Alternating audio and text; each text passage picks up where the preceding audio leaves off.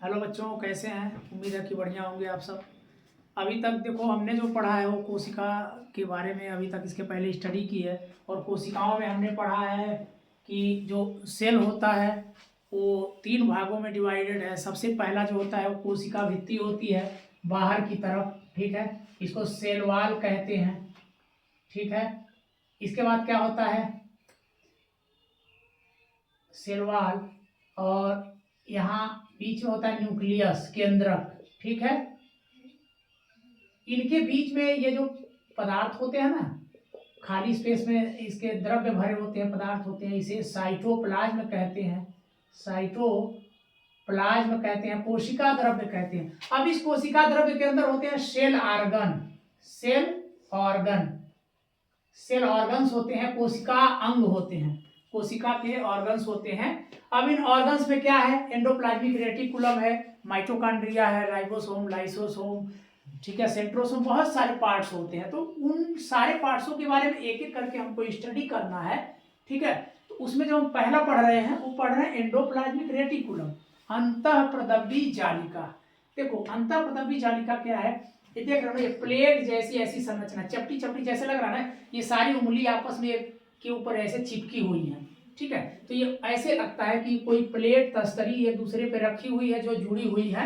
ठीक है, ये है एंडोप्लाज्मिक रेटिकुलम, अंतःप्रदव्य जालिका। ये किस तरह होती है? ये ज्यादा मोटी होती है, बहुत मोटी होती है, ज्यादा स्थान घेरती है। और इसका एक सिरा केंद्रक से जुड़ा होता है, दूसरा सिरा इधर से जा करके कोशिका द्रव्य से जुड़ा होता है, इस तरह से। ठीक है ना, तो ये इस तरह से जा करके ये कोशिका द्रव्य से जुड़े रहते हैं, तो ज्यादा पदार्थों को घेर के रखते हैं। ठीक है, ये कोशिका को ढांचा भी प्रदान करते हैं, मतलब कोशिकाओं को एक निश्चित आकार प्रदान करते हैं। ठीक है, अब हम बात करेंगे इसके प्रकार के बारे में। तो एंडोप्लाज्मिक जो रेटिकुलम है वो 2 प्रकार की होती है। ठीक है, नंबर 1 क्या है? नंबर 1 को कहते हैं, देखो, इसको कहते हैं SER। SER, इसका जो फुल फॉर्म होता है स्मूथ एंडोप्लाज्मिक रेटिकुलम। रेटिकुलम, ठीक है। स्मूथ का मतलब चिकना। इस पर देखो कोई दाने नहीं है, इस पर आपको दाने दिख रहे हैं। जब इस पर दाने नहीं है तो स्मूथ, इसका सरफेस बिल्कुल चिकना है, तो इसीलिए इसको कहते हैं चिकनी अंतः प्रदव्य जालिका।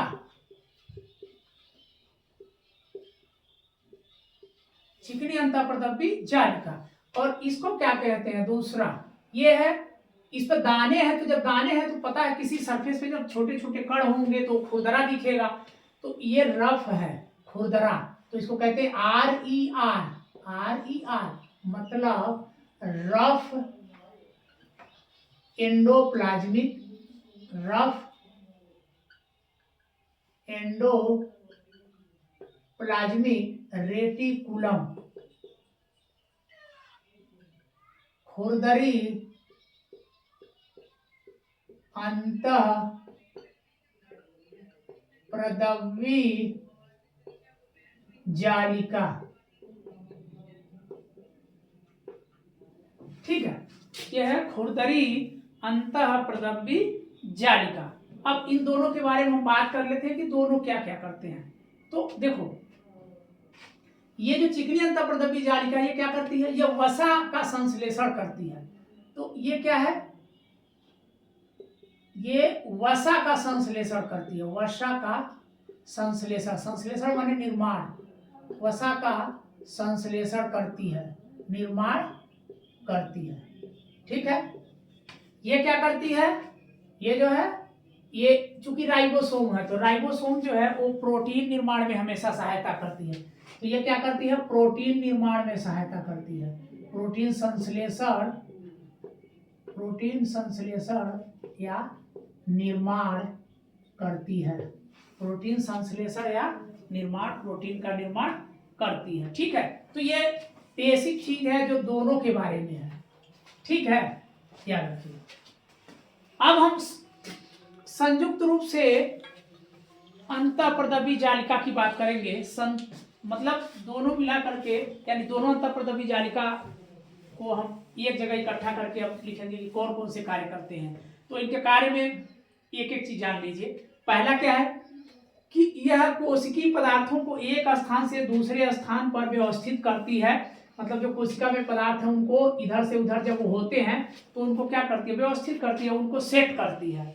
ठीक है। दूसरा क्या है, देखो आपको ये तो पता चल गया कि ये वसा संश्लेषण करते हैं, प्रोटीन संश्लेषण करता है, साथ में ये एस्टेरॉयड वगैरह जो होते हैं, एस्टेरॉयड्स हार्मोन्स वगैरह होते हैं, उनका संश्लेषण भी करती है। तो ये क्या करती है, वसा, प्रोटीन और एस्टेरॉयड इत्यादि के संश्लेषण या निर्माण में सहायता करती है। ठीक है।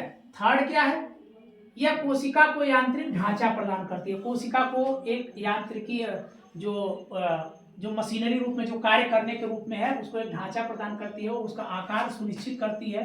ठीक है। चौथा जो है ये है कि यकृत की जो कोशिकाएं हैं उन कोशिकाओं में जो एंडोप्लाज्मिक रेटिकुलम है वो क्या करती है, यकृत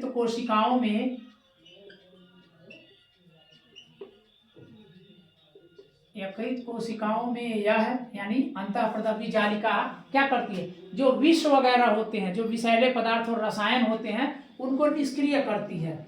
यह विष एवं हानिकारक रसायन को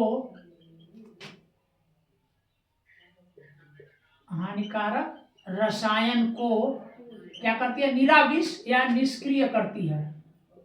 निराविष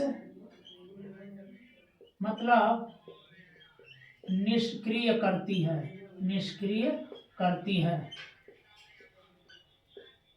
ठीक है बेटा। तो ये याद रखेंगे कि यह जो है यकृत की जो कोशिका, आपको पता है यकृत के बहुत सारे कार्य होते हैं। ये तमाम विषैले पदार्थों को उत्सर्जन करने में सहायता करती है, उनको शरीर से बाहर निकालने में मदद करती है, कई विषों को जो है दूसरे रूप में बदल देती है। ठीक है। तो यही कह रहा है कि यकृत कोशिकाओं में ये जो अंतःप्रदवी जालिका है वो रसायनों को निष्क्रिय करता है। ठीक है। तो ये है एंडोप्लाज्मिक रेटिकुलम और उसके पार्ट, यानी दो पार्ट हैं। चिकनी अंतःप्रदवी जालिका वसा का संश्लेषण करती है, खुरदरी अंतःप्रदवी जालिका प्रोटीन संश्लेषण करती है। ठीक है। तो ये उम्मीद है कि आपको ये अंतःप्रदवी जालिका समझ में आ गया होगा। अगर आपको ये समझ में आया है तो आप हमारे इस वीडियो को लाइक करें, शेयर करें और साथ में अगर नए हैं तो सब्सक्राइब जरूर करें ताकि हमारा उत्साहवर्धन होता रहे और आपके लिए मैं अच्छे वीडियो इस तरह से बनाता रहूं। अगली वीडियो में फिर मिलते हैं। Best of luck. थैंक्स।